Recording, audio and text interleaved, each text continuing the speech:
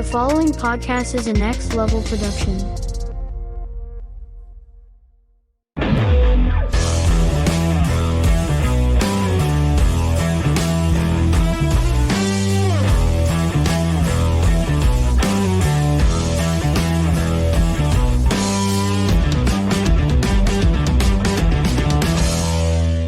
Welcome to Wilhelm. I am your host, Ben Beck, and happy Halloween.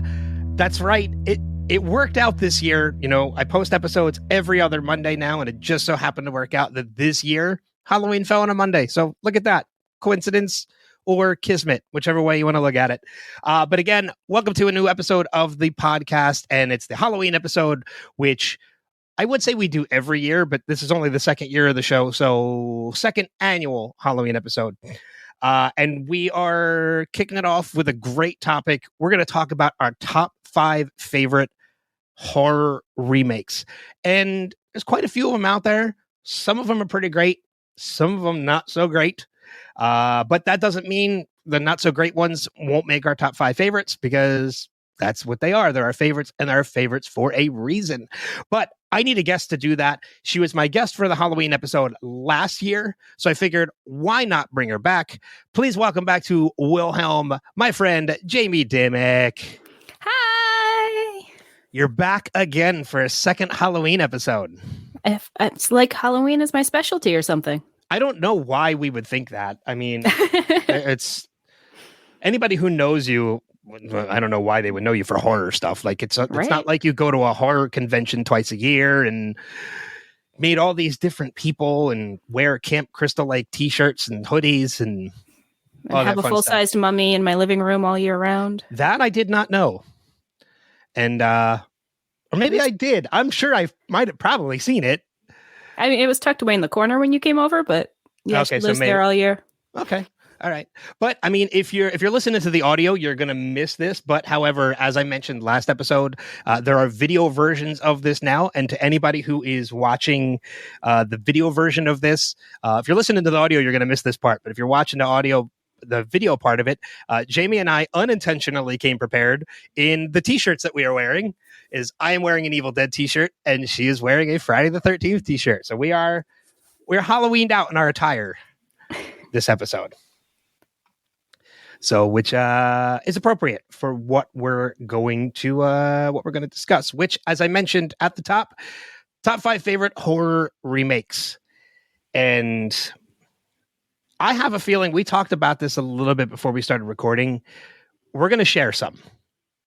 I think, yeah, at least one for sure. Well, you think our number one is probably the same, 1 or 2, depending on. Yeah. Depending on where it fits. Yeah. It's going to be interesting. And I'm really curious now, because now I really want to know if it is the same one.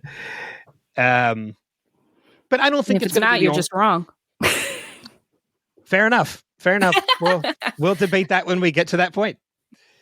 But, well, I mean, in all honesty, I'm looking at my top 5, and my 1 and 2 could very easily be swapped. They're that close in how much I enjoy both of those movies. So we will find out when we get to that point. But before we get to that point, I was going to say, like, usually when I bring my guests on, I announce them as like the host or the co-host of something. Last time you were on, you were just a person who guested on a lot of podcasts. But I think since then it's changed. I think you are the co-host of a podcast now, right? I am. The Sandman Cast podcast on Podcastica with Mark Kirkman and Laura. Yeah, and Mark, who's been on the podcast a number of times, was actually on the last episode where we talked about top 5 community episodes. So Mark's a common guest on the podcast, and I would like to say I listen and I love it, but I haven't watched Sandman yet. It's so good. I'm so far behind. I'm behind on podcasts, so that's fine. But Sandman has always been one of my favorite fandoms. Like, it possibly my very favorite fandom. Okay. Yeah, Neil Gaiman is an amazing writer. So, I mean, it's Sandman. I have read the graphic novels. It's been a long time since I've read them. So, and one of the things, I didn't want to reread them before watching the series because I wanted to see how much of it I remember going into it. And I haven't even done that yet because I haven't started the podcast. I haven't started the series or the podcast. I literally earlier today just got caught up with. I watched the season finale of House of the Dragon, which I didn't fall behind on that only because, well, I did. I fell 2 weeks behind. So yesterday I watched episodes 9 and 10. I watched the penultimate and the finale. And the finale just aired not too long ago. So I'm pretty caught up with that. I finally got caught up with The Walking Dead earlier today. I'm behind. All right. Well, then I won't tell you about the oh shit moment that at least it was an oh shit moment for me in the latest episode. I'm 2 episodes behind. I'm going to catch up this week. Okay. And I still have not watched past the pilot episode of Lord of the Rings, Rings of Power. I watched 3 episodes and then somebody else who lives in this house said they wanted to watch it and we haven't gone back to it. Oh man, just tell your daughter she needs to get caught up. Right? I know who it is. I know you know who it is. I know who it is. That's so what happened yeah, with The Walking Dead too. That's why I'm behind on that one too. Oh, is that one of the reasons why you're behind on that? Tell him to get his ass in gear. Right? Or I can tell him. I know him too. I mean, instead we watched, and then we were going to watch that. Instead, we watched The Watcher. Is that the Keanu Netflix. Reeves movie or the Netflix? Okay, the Netflix show. That's based on a true story.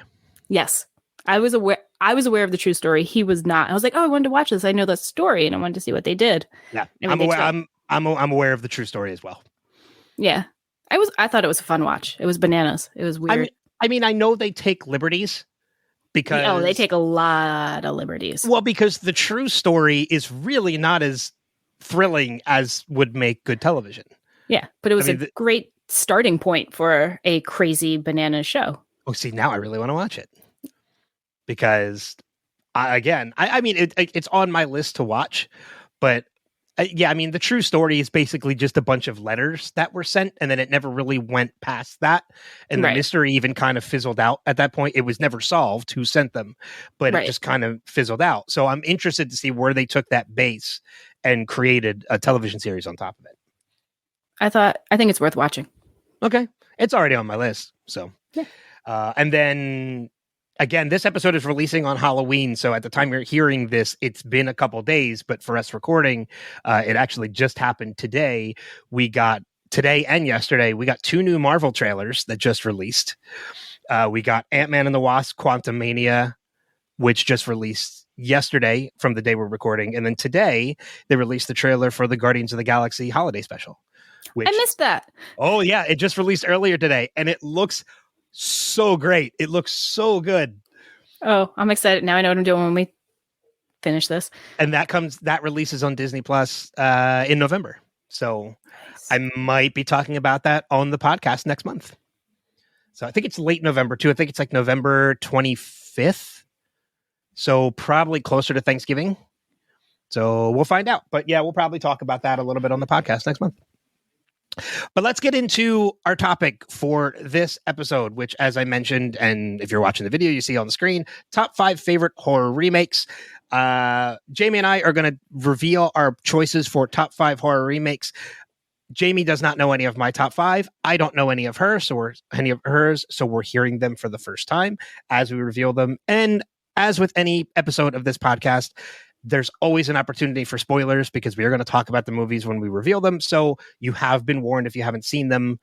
Although all of the ones on my list have been out for 9-10 years. So we're well past spoiler territory on all of mine. Mine as well. The newest one is 9 years ago. So that might have just dropped a hint as to which one it is. But we'll see. So we're going to go in order from 5 to 1. And then at the end, we'll do some honorable mentions as well if we have any of those. So I'm going to turn it over to you first to kick us off. Favorite horror remake number 5 on your list. What do you got? The Amityville Horror. Speaking of horror houses. The Ryan Reynolds remake. The Ryan Reynolds. Yeah. It has been a while since I've seen that one. So I don't really remember it enough to put it on my list. Well, one, it's Ryan Reynolds. So This is true. This is very true. So the acting is way kicked up from the original. Well, the original was Josh Brolin? Yeah. Okay. It was a Brolin. I think it was Josh Brolin. Yeah. I mean, the original's good too. In this case, I love both movies, but I do think the remake is better. I think the remake is honestly scarier. Okay. I have a vivid memory of seeing it in the theater with one of my best buddies, and we're leaving the theater, and it was a spur of the moment thing. Like, we were sitting around, like, you want to go see it? Yeah, let's go see it. And it was like, so we just like ran to a matinee. We were the only people in the theater. We get out of the theater, and like, he had to use the bathroom, and I just have this vivid memory of him slowly pushing open the bathroom door. And then like the bright light coming out, and he goes, "Damn right, it's bright in here." And then he walked in. James Brolin was in the original, not Josh. So the elder Brolin. Yeah. Because I mean, we're talking 79 was the original. And the remake was 2005. 2005. Okay, I was going to say 2004, so I was close. But it's been a while since I've actually seen either one of them. I don't remember the remake getting hugely positive reviews, but then again, the original didn't either. Like, they both kind of found cult following. Yeah. At later times. So yeah, that's one I'm going to have to revisit. I'm looking at the cast of that one too. I didn't realize Chloe Grace Moretz was the daughter. I don't think I remember. I mean, I didn't go back and rewatch anything, so it's been a while since I've watched that one, and it's been on my list to rewatch. So maybe I'll rewatch it and change it again. But in my head, when I was looking, when I was thinking, I was like, you know what? The Amityville Horror, that one always struck me as a really good remake. Yeah, that's one. It's one I'm going to have to add to my list to rewatch, and it's the perfect month to do that right now. Although in my A to Z, I'm well past A. I mean, I'm at U at the moment. So, but that doesn't mean I can't add a movie to the list. There's 26 letters in the alphabet, or 28, and there's 31 days in the month. So you're going to have to go back. Or did you start not on the first? Well, no, I counted. I didn't start on the first, and I also left off a couple of nights in which I'm not going to be home to watch a movie like this. Again, you're hearing this on Halloween night, so it's already passed. But the Saturday before Halloween, which for us is this coming Saturday, I have a Halloween party, an annual Halloween party I go to every year. So I knew I wasn't going to be home for that. And my schedule kind of already got thrown in the flux because the Philadelphia Phillies were in the NLCS and their games were going until 10, 11 o'clock at night on certain nights. And I'm a huge Phillies fan, so I was watching the games. And by the time the games were over, I was either one, incredibly tired because I was up late watching the game, or two, incredibly excited because they won the game. So I'm like, I don't want to watch a horror movie right now. I'm too happy to. So I can watch horror movies when I'm happy. I can too, but this was like a different kind of happy. So there was a couple the past 2 nights I actually doubled up, and I did double. I started a little earlier, and I did double features for the past 2 nights just to kind of like get caught up. But now the World Series starts on Friday, so I don't know if I'm going to get one in on Friday, and I'm not watching one on Saturday. So I don't know. I might end up on Halloween day watching like 4 movies throughout the entire That is exactly how Halloween should be spent. Exactly. So I'm not too upset about it. But back to your number 5, that's a great pick. Again, it's one I need to add to my list to go back and rewatch. But I mean, again, you can't go wrong with Ryan Reynolds. Nope. Not at all. So my number 5 actually features somebody who's pretty prevalent in pop culture news at the moment. I went with Fright Night from 2011. Good choice. And the person I'm mentioning is David Tennant, which, spoiler alert, if you're a Doctor Who fan, has returned to the mantle of Doctor Who, in which the 13th Doctor, Jodie Whittaker, regenerated into David Tennant, who was our favorite doctor, the best Doctor. So I was temporarily. It's only temporary. It's only for 3 specials, and then the 15th Doctor is going to take his place. But we're going to get David Tennant for a month as the Doctor, which is just is amazing. Funny story about that too. I'm like 2 seasons behind on Doctor Who. I only saw Jodie Whittaker's first season. I need to get caught up. But when I've been predicting for a while she was going to regenerate into Tennant, so the special that just aired, I skipped to the last 2 minutes just to watch the regeneration to see if I was right. And when she regenerated into David Tennant, I think I audibly screamed because I was so excited that he's back for a little while. I'm like, well, shit, now I have to get caught up because I want to watch these specials that he's a part of. So, but anyway, back to my number 5. Don't get me wrong. I love the original Fright Night as well with Chris Sarandon, but this one just had a little bit of a different, more modern vibe to it. It wasn't as campy, as cheesy. It still had its share of cheese. Right. But the cast alone was enough to sell me on it. I mean, you had Anton Yelchin, who unfortunately passed since then, David Tennant, Toni Collette, Colin Farrell, Chris Sarandon, who actually does cameo in the movie. Christopher Mintz-Plasse from Superbad. Like, it just had an incredible cast, and it was a ton of fun. So I couldn't, when I was putting my list together, this is one that I thought of. I'm like, I don't know where it's going to fall on the list, but it has to be on my list somewhere. It's on my honorable mentions. It bounced in and out of my list. Yeah, I mean, it's number 5 on my list, but it was tough putting it even at number 5 because it's great, and it's usually one I kind of watch every year at some point. I tend to watch it. So, but that was my number 5 was Fright Night. So that said, moving on to number 4, what you got? This movie terrified me when I watched it. The Rob Ring. Zombie's Halloween. Oh. No. None of the Halloween movies ever terrified me. The Ring. Good choice. Almost made my top 5. It's in my honorable mentions. I had to choose one of the Japanese remakes. I felt like just filling the list with them because, again, I love the original, which I didn't find out about the original until after watching. Same here.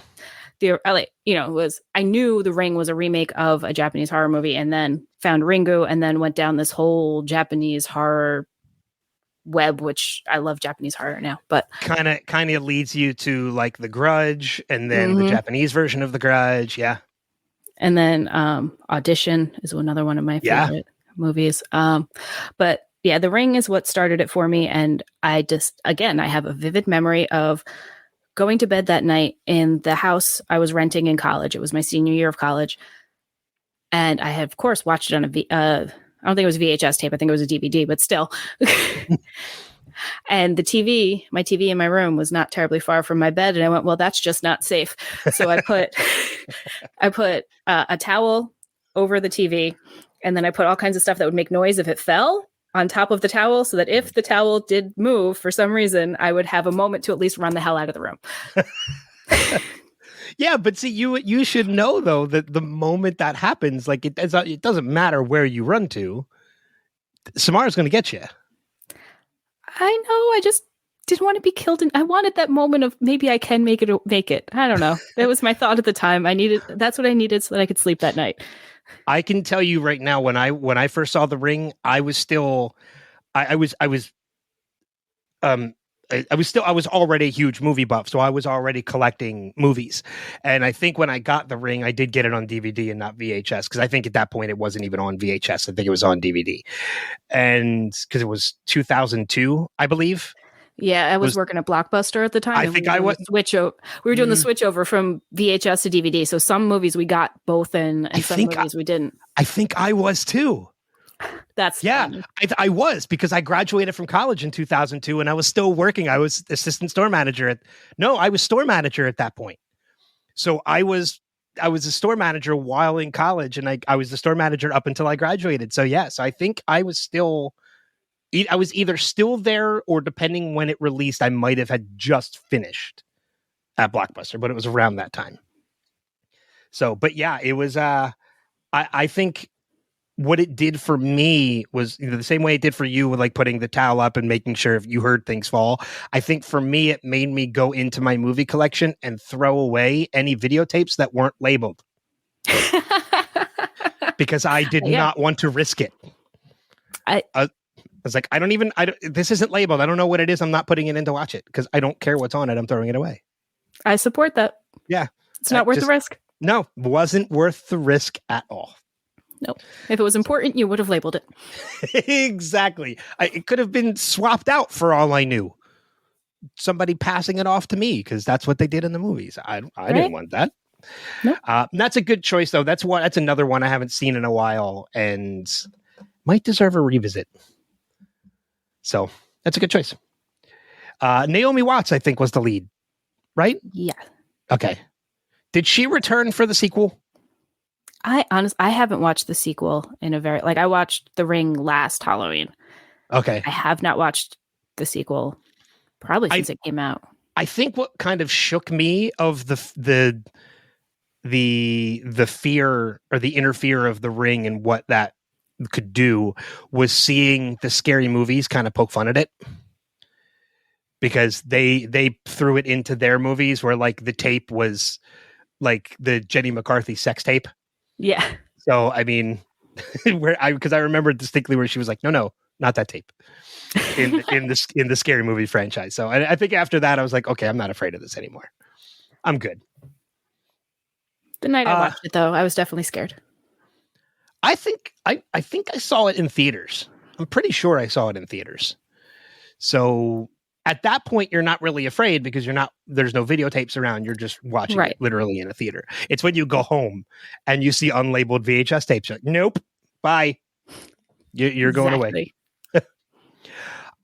So my number 4, this is the one I mentioned is kind of less than 10 years old. My number 4 is the 2013 remake of Evil Dead. For starters, I love the Evil Dead franchise. Evil Dead, too. Evil Dead 2, Army of Darkness, Ash vs. Evil Dead, they are fantastic. And anytime there's a remake or a reboot of a franchise that I absolutely love, I'm always skeptical. Evil Dead was not one of those because Sam Raimi and Bruce Campbell were associate producers on the movie. So I knew at that point, they're not going to let anybody mishandle this franchise. So it didn't bother me that the lead character was a female rather than a male. It didn't bother me that Bruce Campbell wasn't coming back. It didn't bother me, all these different things. It just, I was in from the beginning when I found out they were involved. And then when I finally got to see the movie, I was so pleasantly surprised because there are so many nods to the original. From the sweatshirt that she's wearing is the college that Bruce Campbell went to. The Oldsmobile is in the movie. Yep. The Oldsmobile. It's like old and abandoned, like sitting outside the cabin because there's a whole scene with them sitting on it having a conversation. There are so many nods to the originals in the movie, and the Oldsmobile is in absolutely everything Sam Raimi does. Yep. Every movie Sam Raimi has ever done, the Oldsmobile is in it. It's almost like a fun challenge to kind of find it if you're a fan, but most of the time it's pretty obvious. Even in Doctor Strange in the Multiverse of Madness, the Oldsmobile is in the movie. It's kind of floating in the background in one of the universes. Because I remember going to the theaters and sitting in the theater with my mom watching that movie, and I was like, "Oh, it's the Oldsmobile." Yeah, I noticed it too. Yep. But one of my, as great as the movie is, I learned something about the movie afterwards that made me appreciate the movie even more. And then when I went back and I rewatched it, I greatly appreciated this. It gave me a whole new perspective on watching the movie. And that's the fact that 95% of that movie is practical effect. Yeah. There's only one scene, and it's the opening scene, that is CGI. Everything else is practical effect, including the blood rain at the end of the movie. blood rain is amazing. I think they so much blood. I think they said it took them 7 tanker trucks of fake blood to film that final 5-minute scene because of how much blood there was, and it was practical effect. And I remember watching the movie and thinking the movie was fantastic, and then learning that, and I'm like, really? I need to rewatch this movie now. And rewatching the movie and having such a greater appreciation for the fact that almost all of it is practical effects, which is just, it's typical Sam Raimi. That's the way he is. The only reason I left that one off my list was because some people make an argument that it's not a remake, that it's a continuation or kind of a reboot or whatever. And because there was some argument, I'm like, you know what? I'm just going to make the easy call and put this one off of my list. So that is literally the only reason I didn't have it on the list. So I'm glad you had it. The original plan actually was for it to be a continuation, but they kind of changed it because and turned it into a reboot. And then even though it has since become a remake and not a reboot, there are still kind of rumors that it could switch back to reboot, because the original plan for that movie was, if you watch the movie all the way to the end, there is a cutscene at the end credits, and it's Bruce. And it's literally a side shot of Bruce Campbell and then an extreme close up. He turns to the camera, he says groovy, and it cuts to black. And that's it. So he is in the movie just in a quick 2-second scene at the end. The original plan for that movie was that when I think the main character is Maya, I think is her name, Mia. At the end of the movie, there's supposed to be, originally planned, it was supposed to be a cutscene at the very end with Mia walking along the highway, and a Save-A-Lot S-Mart truck was supposed to pull up beside her to see if she was okay, and it was going to be Ash driving the truck. Oh, that's cool. And it was going to merge the two universes. It was going to be the two of them working together. But they kind of canceled that plan, and they instead went with Ash versus Evil Dead. Which is perfect. That show was perfect. I have zero complaints about that show. The only complaint, other than it ended. Yeah, that's it. That's the only complaint I have about that show, is it kind of got screwed the same way Army of Darkness did. Is that if you watch the original ending of Army of Darkness, there was supposed to be another movie because it leads into another movie, and then Ash versus Evil Dead, what became the series finale, leads into more story. The same way Army of Darkness is in the future or an alternate timeline. That's what happens. That's how we're left off in Ash versus Evil Dead. And then they never continued that either. So it's almost like it was a curse to do that again. I feel like there's a little bit of a curse on the whole series, but it's all among my favorite things to watch. Oh, absolutely. And I've become great friends with one of the cast of that show too. So, I mean, that's why that show holds a very special place for me as well, because I've become really good friends with Dana DiLorenzo. So, but yeah, it was supposed to, the original ending of the remake of Evil Dead was supposed to tie the two universes together. And now there is rumor, because there is a new movie coming in the Evil Dead universe. And I don't know if it's Bruce reprising Ash or not, or if it's set in the same universe, but Ash isn't a part of it. I can't remember exactly what it is, but there's rumors again that it could merge. It could bring in Mia from the remake, which would then revert it back to reboot and not remake, which would negate it from my list. But as of right now, it's a remake. You know what? I'm not having any problems with it. I just needed to make some cuts, so I used that as my reason to make a cut. Oh, there you go. There you go. Okay. I was long-winded enough about my number 4. But it's Evil Dead. I just love talking about Evil Dead. So that brings us to number 3. What you got? Number 3. An amazing, absolutely amazing piece of survival horror, but yet not a zombie movie. Oh no. I Am Legend. Okay. Okay. Yeah, because it's a remake of Gemini Man. Omega Man. That's it. Yeah, not Gemini Man. Gemini Man was another Will Smith movie. Yeah, a remake of Omega Man. Yep. Which Yeah, not a zombie movie. You are Not correct as not there. vampire movie. Vampire movie. Thank you. Thank you so much, because there are so many people who say it's a zombie movie, and I'm like, no, it's not. They cannot go out in sunlight. That's not a zombie. That's a vampire. If you watch Omega Man or you read the book, the original source material book, they are specifically called out as vampires.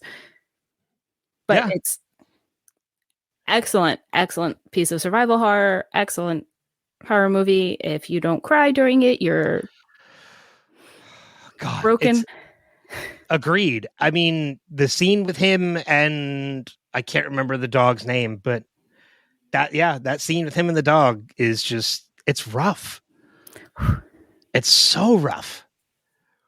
So, and I think it's another movie that I think it's been rumored for a while about a potential sequel. Yeah, there is a rumor floating around, and who knows? I mean, Will Smith right now is blacklisted, right? So it's going to be a little bit longer. No, he's kind of not anymore. That was fast. It's weird. Well, because they said that he's blacklisted from attending the Oscars. He's not blacklisted from anything else. But the movie that he just made that hasn't come out yet, they said is still eligible to be nominated. Okay. So, and he can still be nominated for it. He could just not attend the Oscars. I think for a certain number of years, he can't attend. He's not blacklisted from Hollywood. He's just blacklisted from attending the Oscars. But yeah, he went down a little bit of a deep hole there. Yeah. But it would be interesting to see how they would bring him back for the sequel anyway, because he dies. Yeah, I mean, there's prequel story to tell that I'd be interested in watching. There's a whole lot between the news reports and the empty New York City. Or he could have just hid under a dumpster. It could have. That could work. I mean, it worked for Glenn. So, right? I mean, it worked for Glenn for a little while. It worked to piss off fans is when it did.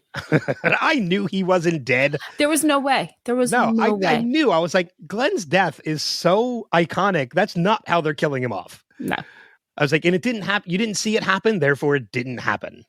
Yeah. For whatever reason, my brother and I were in the same place watching that episode. And he's like, cuts to commercial and he looks at me. He's like, did they just kill Glenn? I was like, they couldn't have.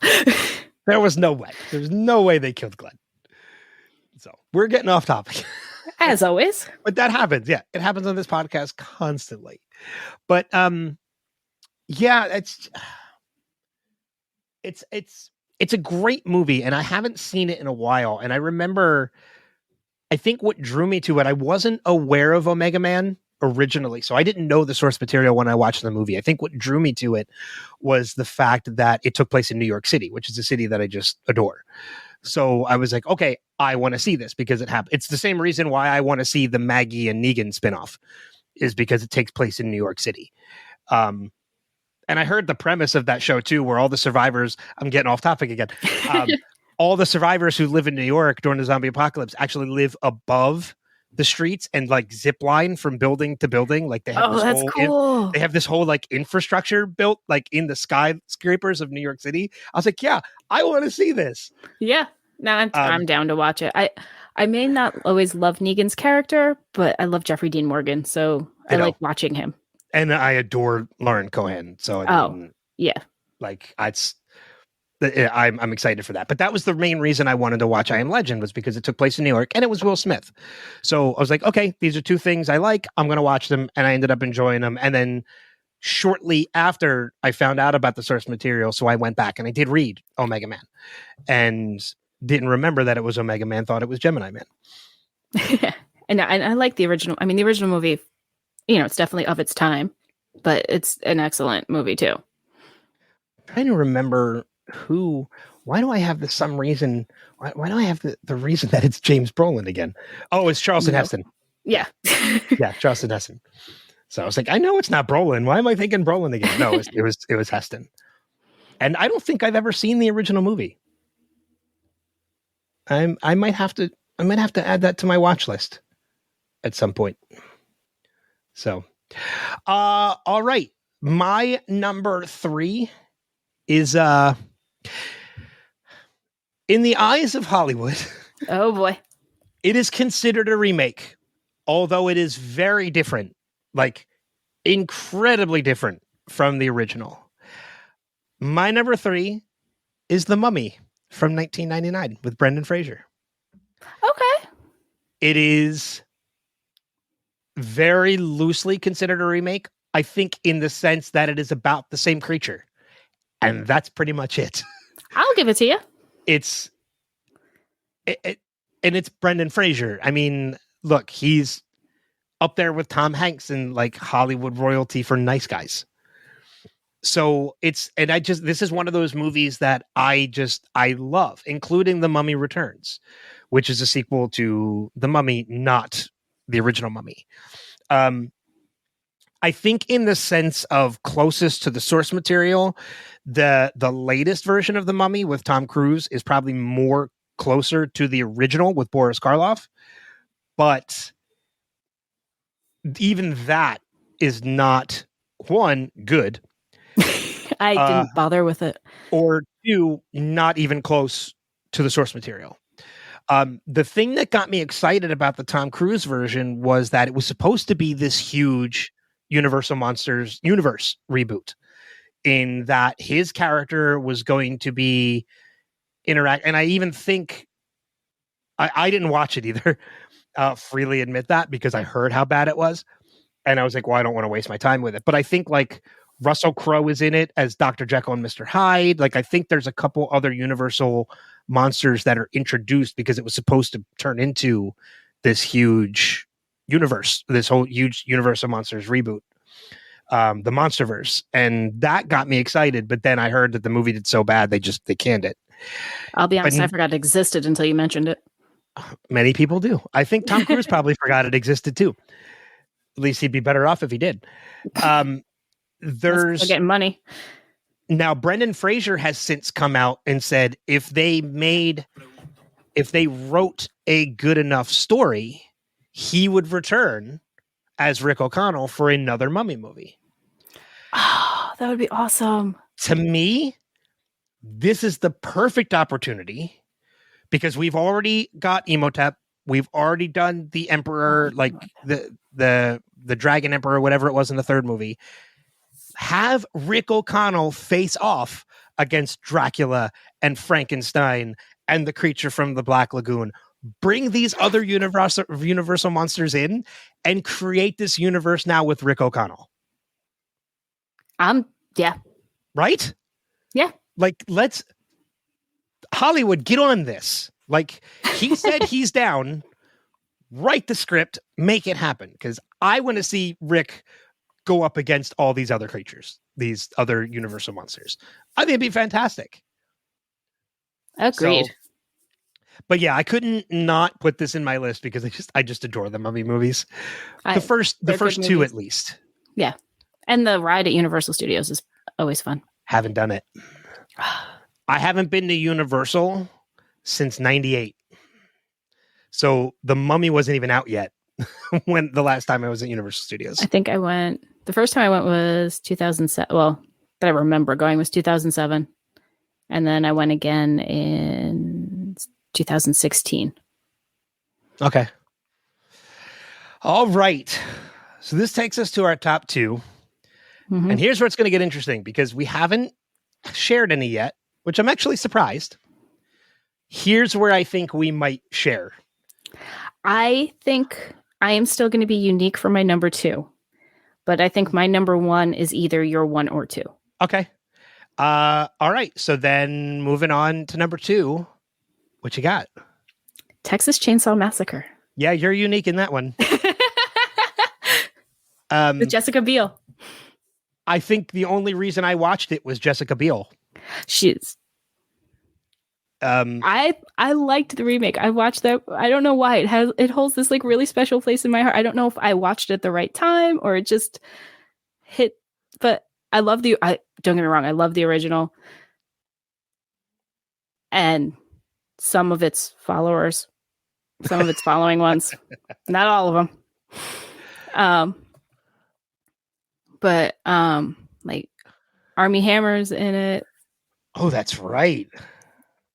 I don't know, that movie always, I don't know why. It just holds this very special place in my heart. And Now, like you had put up a post asking for suggestions for Halloween themes, and for whatever reason, that movie popped into my head, and that's why I was like, oh, horror movie remakes. Yeah, because that's the other thing we got to say too is you were the one that chose this topic too, which I was like, oh, this is perfect. This is great for a Halloween episode. And this was the movie that popped into my head first, and I don't know why. I don't know why either, because like even now I'm looking at the cast of the movie, and with the exception of Jessica Biel, Arlie Ermey, who played the sheriff, Arlie Ermey, that's why I had the name wrong. And Lauren German, who people would know from Lucifer now, even though then I think she probably was relatively unknown because she's just teenage girl in the cast. And John Larroquette, who did the narration for the movie. It's a relatively unknown cast. Which, in my opinion, horror movies generally should be. Like, there are a lot of people who got their start in horror movies, and that's kind of fun. Agreed. I mean, yeah, Johnny Depp, I know there's more, but that was just the Kevin Bacon. Kevin Bacon. Oh, speaking of Kevin Bacon, you're going to appreciate the Guardians of the Galaxy trailer when you watch it. I'm so excited to watch it. All I'm going to say. We'll watch it together when we're done recording. But yeah, it's I can't judge it though, because it's been so long since I've seen it. So I can't really say whether or not it deserves to be in a top 5 or not, because I don't think it came out in 2003. And I think that was the last time I watched it. Now I watch it every few years. Like I said, it has a special place in my heart. It I thought it was a good reboot. It kept enough from the original. It made it. Well, I mean, and at the time too. Not reboot, remake, but yeah. But even like at the time, like 2003, when that movie came out, it was a New Line Cinema movie.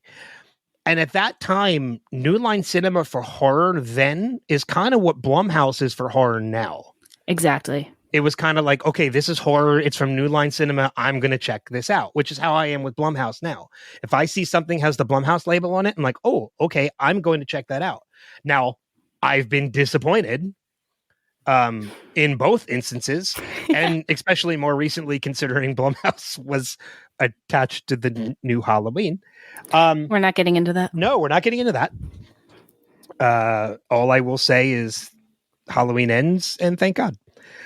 But yeah, I think that was what drew me to it at the time. Like I said, Jessica Biel was a huge draw for me. And then the fact that it was New Line Cinema was one of the things. I mean, because you look at, I think we talked about this last Halloween. I think what was our topic last Halloween? Do you remember? I think it was just favorites, because I had to like Sophie's Choice. Yeah, because I for some reason I remember talking Freddy versus Jason with you last year. We talked Freddy versus Jason. You yelled at me for Jason X. I think this movie made an honorable mention. Maybe I don't think it made our top 5. Okay, but I mean, like, put it in a top 5. But I mean, even like I said, going back to New Line Cinema and New Line Cinema being attached, that was one of the things that got me excited about Freddy versus Jason. When that came out, it was that we were finally getting this story 10 years after it was teased, and New Line Cinema was the one that was finally making it. I was like, yes, like this is everything I want, and I ended up loving it. So I love that movie. So do I. I need to rewatch it again. I just did not that long ago. I need to. But maybe, I mean, well, this is one of the reasons why I do this podcast, is to, 1, introduce myself to movies that I haven't seen before, and 2, remind myself of movies that I should go back and watch again. So, I mean, I already said it with a couple of yours, and I think Texas Chainsaw Again is probably one of those ones I need to add to the list, more so than the other 2, because this is one I haven't seen in almost 20 years now at this point. Yeah. So I remember nothing about it except Leatherface. That's it. Yeah.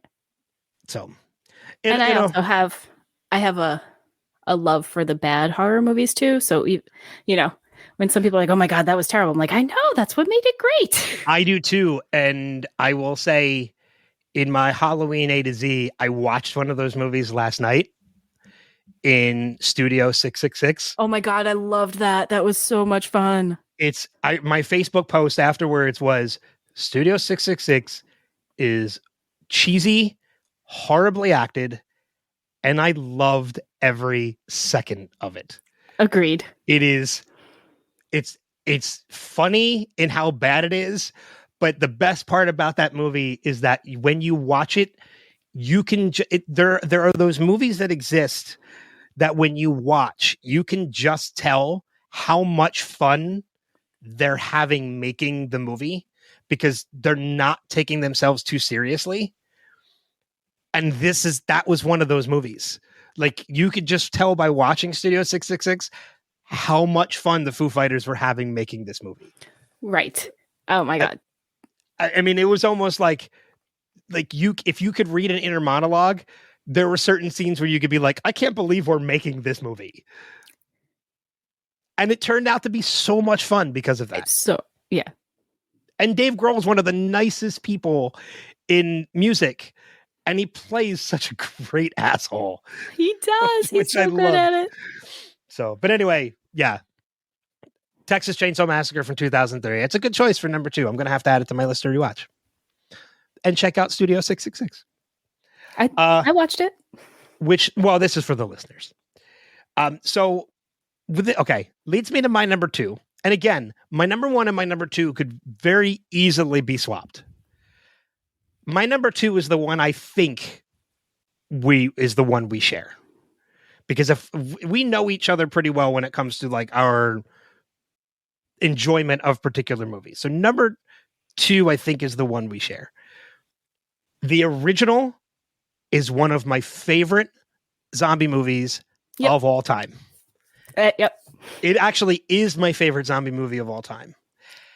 And it hurts. There's a part of me, it hurts to put this movie on my list, especially so high, because I despise some of the other work the director has done. But this movie is by far his best work he has ever done. It is the 2004 remake of Dawn of the Dead. Which is my number 1. Yeah, it is. I mean, look, it is because of this movie that it took me 3 seasons of Modern Family to shake Ty Burrell being an asshole. Right? Because I was so used to him being a complete douchebag in Dawn of the Dead. To see him take a comedic role in Modern Family took me some time getting used to. A nice guy comedic role. Yeah. And now I freaking love, Ty Burrell's one of my favorite characters in Modern Family because of how over the top comedic nice guy he is, that it's almost odd for me to go back and watch him in Dawn of the Dead now because he's a total asshole. But I mean, Sarah Polley, Ving Rhames, Ty Burrell, Matt Furr, also known as Trash Can Man from The Stand. This movie is just so well done. It holds enough of the original to keep it relevant and consider it a remake, but it adds its own originality to it in the story that it tells to make it fresh and new. It's gory, it's visceral, it's close to perfect. And you can go back and forth as to which one's better. You really can. I mean, again, Dawn of the Dead, the original Dawn of the Dead is probably my favorite zombie movie of all time, but the remake is pretty damn close. Right. And how often can you say that about an original and a remake? Because it's either the original is so good that the remake doesn't come close, or the remake is so good that it just surpasses the original. I don't think I can think of a remake and an original that are so close to as good to each other that you could, in essence, like you said, flip-flop them. Yeah. As far as which one is your favorite. So I had a feeling when I was looking at my top 2, I'm like, I'm pretty sure it's probably Dawn of the Dead. Yeah. I knew you were taking this one as number 1 or number 2. And the one I think is your number 1, I was pretty sure, I was positive you were going to have on your list. So I just honestly left it off. And if I'm wrong, then it'll be an honorable mention. Well, before I mention my number one, since this is also since Dawn of the Dead, my number two is your number one, was there anything you wanted to add to it? Zombie babies. Zombie babies. That's right. And that was McKay Pfeiffer. Yep. Who played the dad, which look, I get that's it. What That's he what I was was going to doing. say. Like, I totally get where he was coming from. He was wrong. He was absolutely wrong. He should have done none of that, but I get it. Yeah. And I love... And the end. I was just about to say that too. One of my other favorite things about that movie is it leaves it completely open to interpretation as to whether or not they survive. At least that's the way I see it. I don't know if you saw it the same way. It's open to interpretation. I lean towards they didn't, or if they did, they're back in a shitty situation. You know, it's not a happy ending. No matter whether they survived or not, it's not a happy ending. No, I mean, because they think they're getting away to an island, probably where none of this, they think it hasn't touched it yet. But then you see in like the shaky cam footage at the end that the moment they dock, they get ambushed. Yep. And then the camera shuts off. So it's kind of left open-ended as to whether or not they survive. To me, I could see it potentially leading into a sequel if he ever decided to do one. It could be Island of the Dead. It could be, what was the game that took place on the resort island? I think it was just called Dead Island. Yeah. Yeah. I mean, it could be a movie version of Dead Island where this is a resort island that they're at and now they have to survive there. So, I mean, look, any of those Romero movies or based on Romero movies, I'm a fan of, because I love George Romero. And anything that he's done, like I said, the original Night of the Living Dead, even the remake of Night of the Living Dead, which is not on my list, and it's not in my honorable mentions either, because for me, it doesn't even compare to the original. Agreed. But it still has its merits in the movie that it is. What was the one that happened? Not Dawn of the Dead, Land of the Dead, which is the one that one. I did too. And then I liked it even more when I found out that Simon Pegg and Edgar Wright have cameos in the movie as zombies. Did you know that? I did not. There is a scene. So you know how in Land of the Dead, the city that they go to is kind of divided into like the rich, which are in the city above, and then there's the people that live below. There is in the lower part of the city, there's a moment where you see there's a photo opportunity set up where you can get your picture taken with two zombies that are like chained. Yeah. The two zombies that are chained are Simon Pegg and Edgar Wright. Now that's on my list for Halloween rewatch. George Romero put them in the movie because George Romero was a huge fan of Shaun of the Dead. Who's not? Right? So he invited Simon Pegg and Edgar Wright to come and do cameos in Land of the Dead. That's awesome. So yeah, so when you go back and rewatch that scene, it's those two zombies are Simon Pegg and Edgar Wright. And knowing that, you will immediately know it when you see it. Yeah. So, anything else on Dawn of the Dead before I reveal my number one? I believe we've killed it. Okay. Unlike many of the zombies that are in that movie. Right. So, my number one, again, this could have been number two or number one. I think the reason why it's my number one is because it's fresh in my mind. Because I, in fact, just rewatched it last night. My number one is The Thing from 1982. And look, which was almost my number one as well. I'll be dead honest. It's very, I mean, I'm sure there are probably people listening that are saying like, oh, of course it's your number one. Like, it's not, if you go online, like anytime I do prep for this podcast, for any top five, I put together my top five first. And then I go online and I look at lists that other people have put together to see where mine compare. And I don't change my top five. My top five is my top five. Like, I don't let other people's lists impact mine. So I did my top five first, and then I went online. Every single list that you find online has The Thing at number one. And just a lot of top horror lists have The Thing at number one. It's an excellent movie. There's a like, and it's creepy. Yes, it might be stereotypical that I put it as my number one, but there's a good fucking reason why it's number one, because it is a fantastic movie. Obviously it's a remake from it's The Thing That Fell to Earth, I think is the original. Thing from Another World, which was a movie back from the 50s. So just in case you didn't use it, I had my notes for it. Okay. Now, I haven't seen that original. I'll be dead honest. Well, I mean, because a lot of people, I haven't either, but there might be some people listening saying like, hey, The Thing isn't a remake unless you're talking about the one with Mary Elizabeth Winstead, which in its own right is a good movie. Doesn't compare to the original, but yes, The Thing from 1982 is in fact a remake. It is a remake of that movie from the 50s. A lot of people think it's the original and it's not, but it is just, it's so well done. It still creeps me out even to this day. And the movie is almost 40 years old this year, as a matter of fact, because it was in 82. So the movie's 40 years old. And what I loved about watching that last night, because I did my double feature, again, at the time you're hearing this, it was a couple nights ago, but my double feature was for the letters T or S and T. So I had The Thing for T and Studio 666 for S.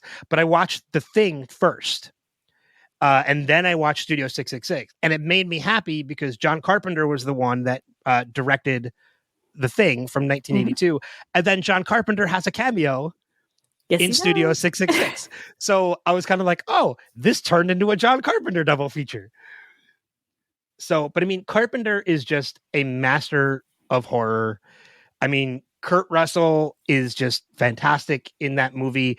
Wilford Brimley, Keith David is amazing in the movie. Richard Mauser. Oh God, I can't think of the other people's names, but it's just it's a masterpiece. It is a masterpiece of horror. Absolutely a masterpiece. So I couldn't not put it in my top 5. I get why you left it out of yours, because you probably the same way. I mean, it's kind of like the same way when we did time travel movies, I intentionally left Back to the Future out because I was like, well, Back to the Future kind of stands on its own. Right. So I was like, I didn't put it in my top 5. Most people probably assumed I would have, but I didn't. So I can kind of, for like kind of the same reasoning, that's kind of why you didn't put The Thing in your top 5, because it kind of stands on its own. But so I get it. I had a feeling. I was pretty sure you were going to pick it. I was going to put it in my top 5. I was pretty sure. I mean, there was no way Dawn of the Dead wasn't in the top 5. No, I mean, not at all. There's no. So I was like, all right, I'm going to pick one of these.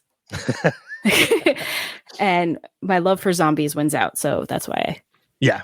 Well, again, and also because I hadn't seen the other reason I left off The Thing was because I hadn't seen the original. Okay. I think all the other ones everything I mentioned, I had seen the original. That's a good reason. And generally, I'm just looking over my list here. I'm like, and liked the original. like I like both versions of everything I mentioned. Well, I think like if I'm looking at my list as well, you know, I said Fright Night, Evil Dead, The Mummy, Dawn of the Dead, and The Thing. The Thing is the one I haven't seen the original of. You know, I've seen the original Fright Night, obviously seen the original The Evil Dead, The Mummy with Boris Karloff, the original Dawn of the Dead, which I mentioned is one of my favorite zombie movies of all time. The Thing really is the one I haven't seen the original of, but yet it's my number 1 because it's so good that nobody talks about it. Nobody talks about the original. I mean, it's one of the reasons why some people probably don't realize that The Thing is a remake, because nobody talks about the original, because it's just that good. So it is what it is. I had to put it in my list. So, but let's bring up some honorable mentions. These are ones that we don't have to go into too much detail like we did these in our top 5. These are ones we can just kind of mention pretty quickly and kind of move on with them. And I don't have a lot. Ordinarily, I have more honorable mentions than my top 5. I only have a few this time. I have a bunch because I like horror movies. Well, why don't you throw out some of yours? All right. I'm going to start with Quarantine, which is a remake of REC, which was a Spanish horror movie. Again, both excellent. Like, this was another one. Like, when I picked The Ring, I had The Ring, The Grudge, and Quarantine all together as remakes of foreign language movies. And I'm like, all right, I've got to pick one of these three to represent that grouping. And The Ring scared me, so it won. The Ring wins out. Yeah, I mean, if you look at all those, The Ring wins out, even in my opinion, the same way. Quarantine is a good movie, if for no other reason than the government's got their shit together. They never have their shit together in a zombie movie. And that's Jennifer Carpenter, isn't it? Yep. Okay. Yeah, it's been a while since I've seen it, but I remember the cover. It's like the night vision picture of her like screaming.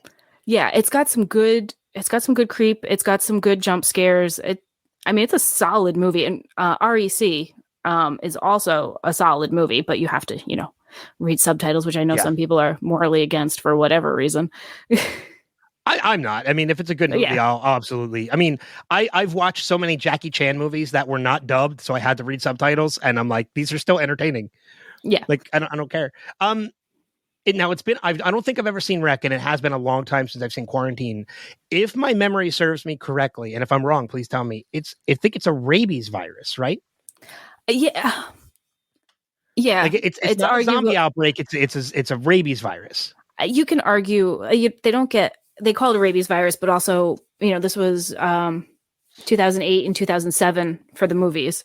So REC came out and then Quarantine came out like right after. Like, they're like, oh, we got to redo this for the American audience. And at that time, like, that's, the zombie stuff was coming back as a big thing. And they were like, hey, if the zombie apocalypse is going to start, they're going to tell you it's a rabies virus. So with this being, patient zero, the start of the zombie apocalypse, like, that's kind of the point of this. They're calling it a rabies virus. So you could call it a zombie movie. You could call it infected. Like, they don't get enough into it. At least I'm not remembering them being enough into it to define it. I always called it a zombie movie, but I'm not going to die on that hill. No. And yeah, not like me with 28 Days Later. I know you and I are in agreement with 28 Days Later. It's not a zombie movie. Yeah. No. It's funny too, because when I got to Q in the alphabet, Quarantine was one movie I looked at because I haven't seen it in so long. And ultimately I went with A Quiet Place 2 just because I haven't seen it yet. But now Quarantine's going to be added to the list. Movie. Again, another one I have to go back and revisit. So what's another one on your honorable mentions?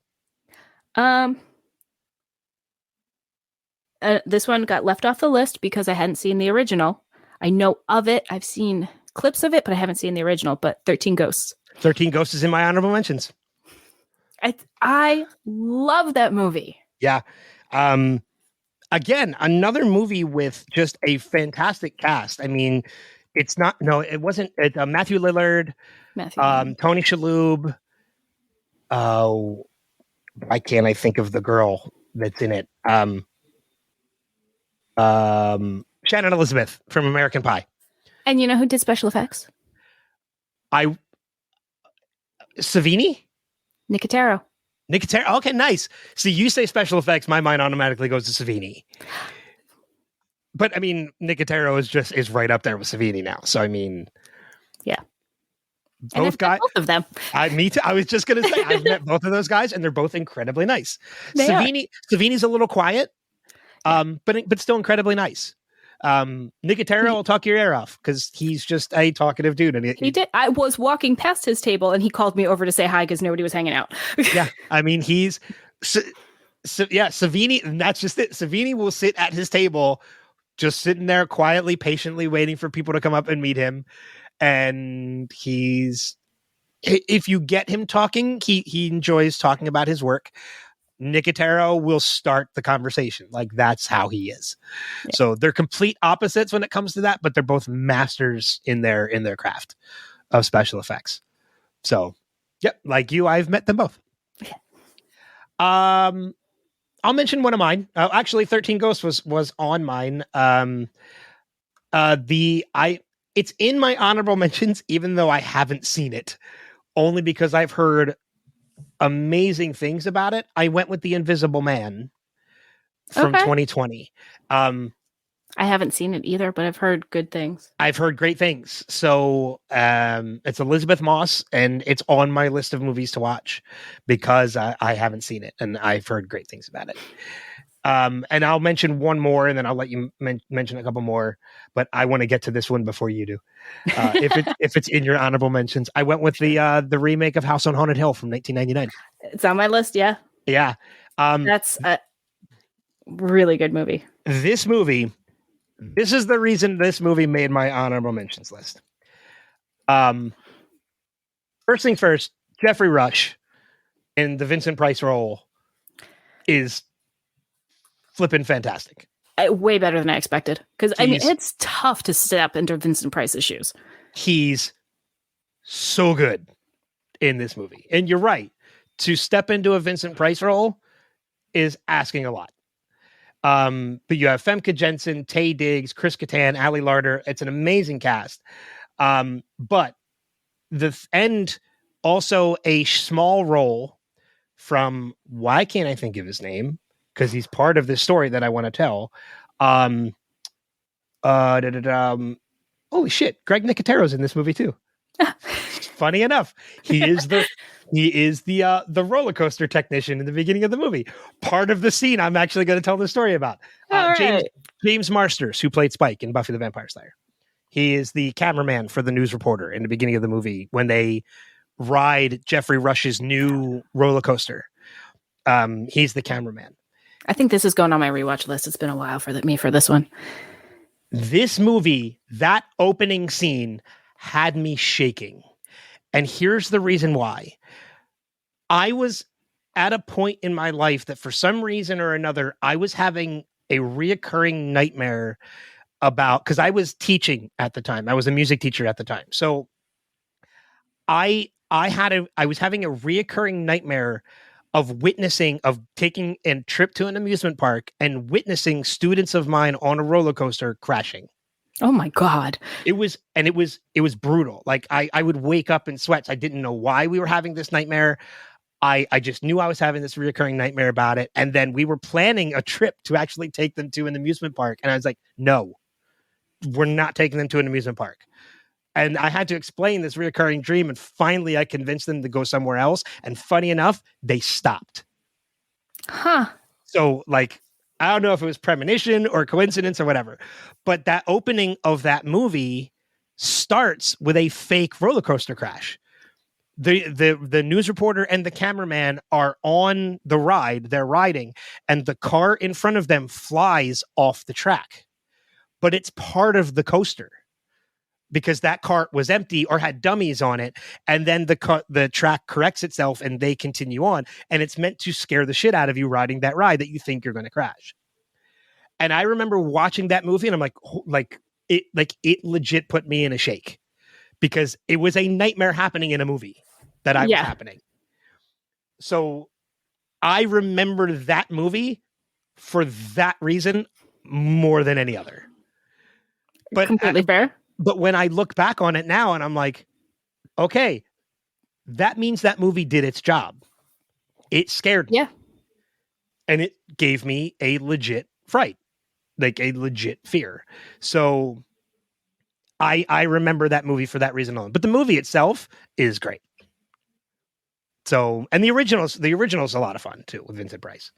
But it was just, because I'm looking at it now. James Marsters was the cameraman, and I didn't remember until now the reporter was Lisa Loeb.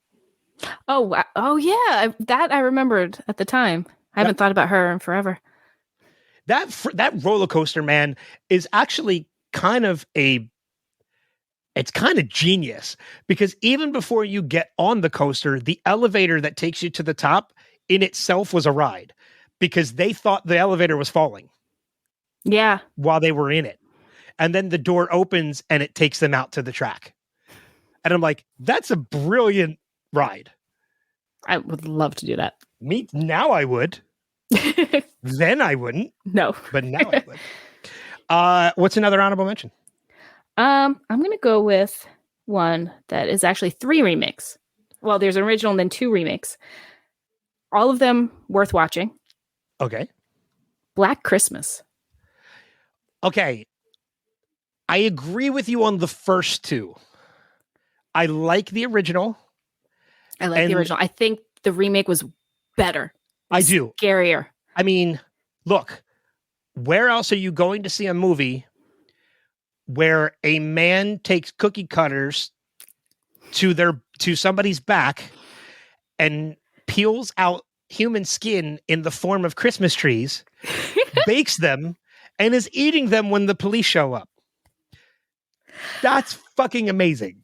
If that doesn't make you want to watch that movie, you're listening to the wrong podcast. And that's the opening scene. Like, that is the opening of the movie. Like, I do agree with you that the remake was better than the original. The latest one, not so much. It's a completely different thing. I had to watch it twice. I had to watch it once, be very disappointed that it wasn't at all like the other two, and then come back and watch it. It's doing the horror thing that like Romero does. It's a social commentary. Yeah, I can see that. I only watched it once because I wasn't thrilled with it. I think I kind of got turned off by it because it was nothing like the original or the remake. Yeah. Like I said, I had to watch it twice because I watched it. I was like, that wasn't what I was expecting. I'm like, I can't make a judgment because I really don't know how I feel because I went in with too much of an expectation, and I watched it again, and I don't remember being blown away by it, but like my brother's my horror movie buddy, where I was like, hey, if you get a chance, check it out. I'm like, it's totally worth watching, but it is, other than the name, it's really not like the original. That's exactly what I was going to say. I think it's a remake in title alone and nothing else. Yeah. So, I mean, in that sense, is it really a remake? I don't know. But the 1974 and the 2006 ones. Oh my God, the 2006 one is absolutely a remake of the original, and like you said, is better. It's better. It's better than the original. It's so good. Because I remember I was the same way. Like, I remember being so pleased by how much I liked the remake that when I watched this new one, I was disappointed because I was like, this is nothing like the story. Like, this is sorority girls. Like, this is nothing like what I expected. So, but it is what it is. Like you said, remake and title alone. Yeah, it's got a good social commentary to it. I think, like I said, I think it's worth watching, but you don't have to. If you've got nothing better to do and it comes across your path, watch it, but you don't have to go seek it out. Yeah. How many more do you have on your list? Got one that I want to mention because I think it's. Well, you can mention them all. I'm just trying to figure out like if I should. I have two left on mine. If you have more than two, I'm going to do my two, and then I'll let you finish off your list. You want to do your two before I mention? Yeah. I'll do my two. And mine, I'll just mention them real quick. One of them is The Fly from 1986 with Jeff Goldblum. Was that also on your list? It was on my list. Okay. And the other one is The Blob from 1988. Excellent. Which, to many people who don't really know, was filmed in our area. 10 minutes from my house. And every year I say I'm going to go to Blobfest, and every year I don't. But I've been to the Colonial Theater. So I've at least been in the theater and watched movies. I have been to the Colonial Theater many times, but like you, I tell myself I'm going to go to Blobfest, and I miss it. Like it's every time I think about it, it's I tell somebody about it and they're like, oh, dude, it was like 2 weeks ago. It's like, in July. Like I missed it. Yeah. It's just in July. Yeah. Okay. Because you and we're going to make a date this year. We're going to look up when it actually is. We're going to make a plan and we're going to go. Because I want to be part of the recreation of the running out of the theater. Like more than anything else. That's what I want to, because for those of you that are listening that don't know, it was filmed here in Pennsylvania. It wasn't very far from where Jayme and I live, because Jayme and we live probably about maybe 35, 40 minutes from each other. So you're closer to, it's in Phoenixville. Phoenixville. That's it. Yeah. Phoenixville's where the Blob is. Yeah. Yeah. So, I mean, it's filmed at the Colonial Theater in Phoenixville. So, which is 10 minutes from you, maybe about less than an hour from me. But they do Blobfest every year, which is this huge festival they do in Phoenixville, right outside of Colonial Theater. And one of the things they do every year is they recreate the scene with the masses running out of the theater. And everybody who's there, like, you get to be a part of that. I don't care, like, if I never see it. I just want to do it. Like, that's the one part of Blobfest I want to do. Me too. So, all right, we're going this year. Yes. July 2023. It's going to happen. We're going to go. We're going. We're going to drag Tony along, and he's he's down going to be for a part any of of this it, kind of stuff. whether he likes it. I love the fact that you're converting him to a lot of different stuff. Because he's a different kind of nerd. I'm making him. I know this is personal stuff for the podcast, so apologies to anybody listening who doesn't know us that well. But I've known the person that you're dating, God, since I was like, I'll be 43 in less than a month, and I've known him since I was 15. So I mean, I've known Tony for a long time. So, and it's purely coincidence in life, small world in life, that you two are now together, and it's awesome. And I just love the fact that like you're taking him to Monster Mania, like you're doing all this stuff with him that I never thought I'd ever see Tony do. And it's so much fun to see that happen. So anyway, regardless, but those are mine. I had the Blob and the Fly for mine. So, what do you got left on your list? The Crazies. Okay. I'll give it to you. I think the only reason I even watched the remake is for Oliphant. Yeah. Because I'm a huge Timothy Oliphant fan. But I don't remember being that crazy about the movie. I enjoyed the movie. I like the original too. Like, and I don't know if it's a remake or a reboot, but the new Hellraiser movie, which I believe is supposed to be a remake. Yeah, I'm not sure either. A female Pinhead. Mm-hmm. I really enjoyed it. I thought it was worth watching. I'm hearing it's fantastic. Yeah, so I'm calling it a remake and putting it on this list so people who haven't watched it will watch it. Okay, fair enough. I'll give you that one because it's on my list to watch too. I mean, I've seen most of the Hellraiser movies. There are a lot of them. I think there's like 10 to 12 of them. Oh, see, I was going to go with 8. I might be wrong though. Yeah, I don't know exactly, but I'm sure I can look it up because I know I have them all on my I have them all on my server. So I know that I will find them. But yeah, it's I'm hearing really good things about that movie too. I really enjoyed it. And you've already seen it, so you know more than anybody. Hellraiser movies, there are 9. So you were close. 9. Okay. Yeah, there are 9 of the originals plus this new one makes 10. So I have not seen all of them. I've seen, I think, up to Inferno, which is 5. So I haven't seen the last 4. Did you say you've seen them all? I've seen them all. Oh boy. And I have a signed headshot from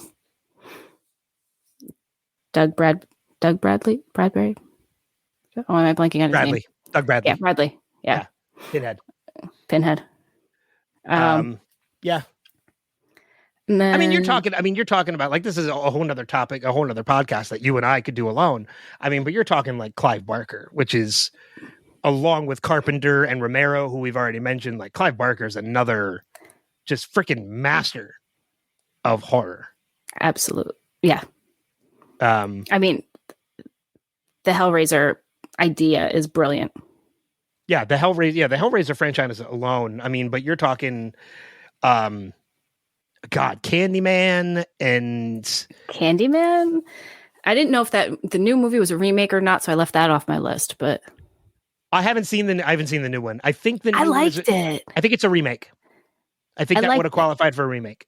I don't like it as much as the original, but I liked it. But then again, I like the actor, so that leads me towards liking it. Yeah, fair enough.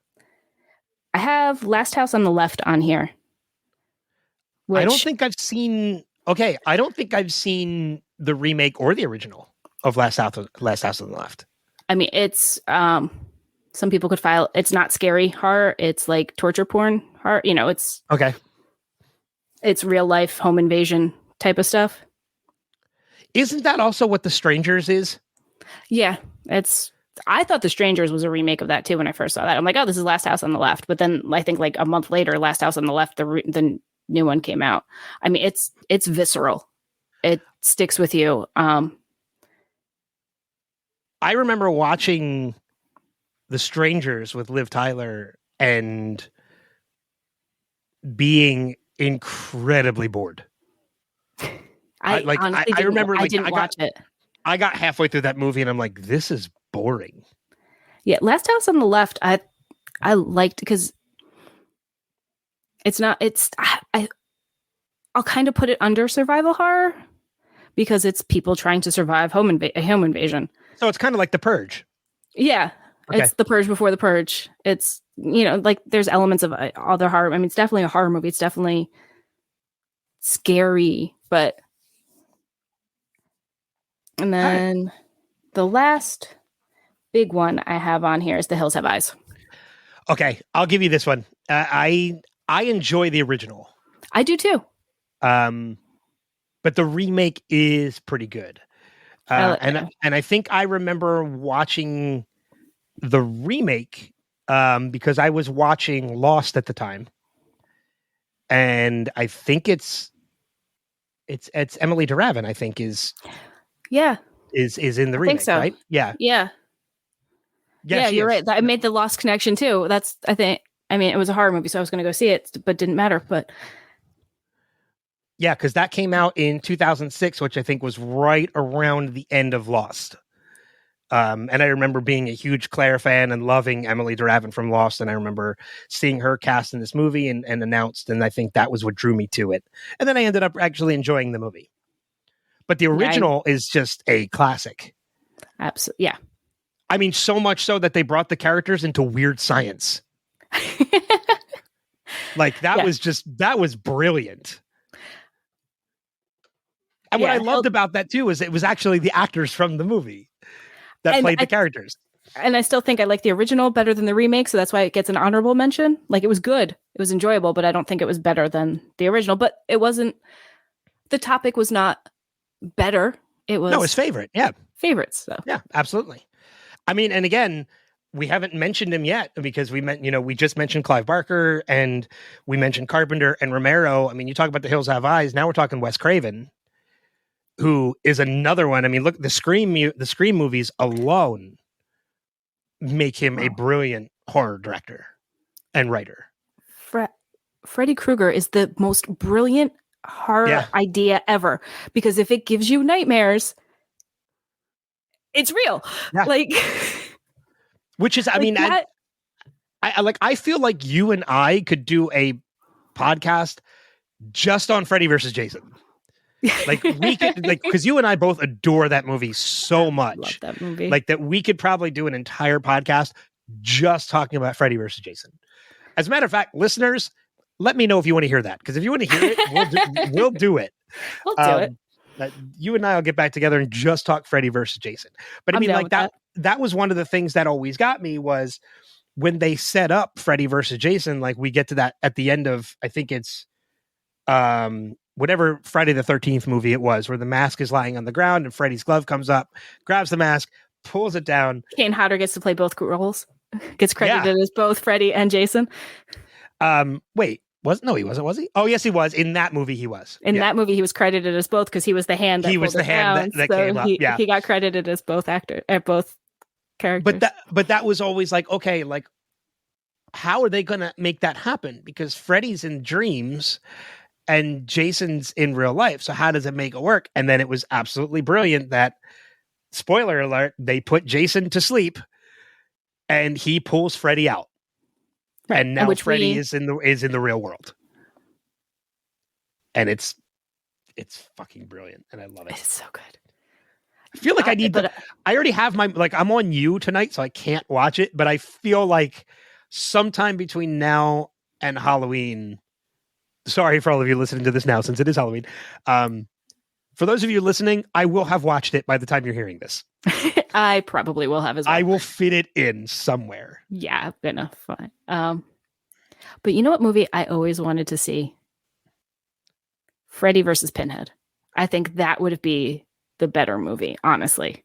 I have, and I might have to break this out and let you borrow it if you're interested in reading it.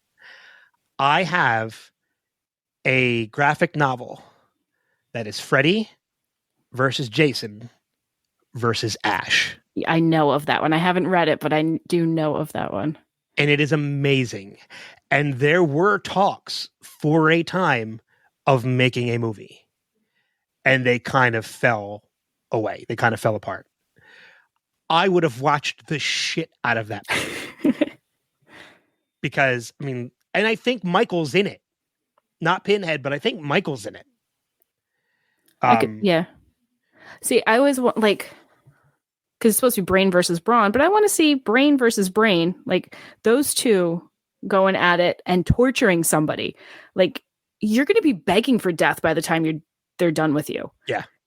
Like, those two going after somebody together or against each other. Either way, I'm down for this movie. You know what? I don't know if we'll do it before then, but if not, we're going to, maybe next October, we'll do this. I feel like taking a deep dive into the Nightmare on Elm Street franchise with you would actually be a lot of fun. Because that franchise alone, it's one of my favorite horror franchises of all time, is Nightmare on Elm Street. I mean, it's above Friday the 13th for me. I love Child's Play, but it's above that. It's above Hellraiser. Like, I think Nightmare on Elm Street is probably my favorite horror franchise of all time. And the evolution of that franchise, I know we're getting off topic. We're wrapping up our honorable mentions and everything, but it's a Halloween. I think we're done with the honorable mentions. It's a Halloween episode. Yeah, it's a Halloween episode. It is what it is. You're going to deal with it. But the evolution of that franchise, and not just the franchise, but the character himself in Freddy Krueger, is so dramatic, but like in actually like a good way. Like in that first movie, he is dark, he is evil, he is a dream like demon, and he's all about killing. But you fast forward towards the end of that franchise, in particular, Freddy's Dead, A Final Nightmare, and he is not only the villain, he is also the comic relief of the movie. Like, he's got these quips that he does. Like, at one point, he breaks out a Nintendo Power Glove to control somebody. Like, it is so ridiculous, but yet still works in the dynamic of the franchise. And to watch that franchise kind of develop and evolve to that character, and then take a dramatic divert back to the original Freddy in Wes Craven's New Nightmare, which in itself is brilliant because that brings Freddy into the Freddy universe. Like, he's not a movie character. I mean, he's still a movie character, but he's a demon who has been brought about by the characters that played these characters.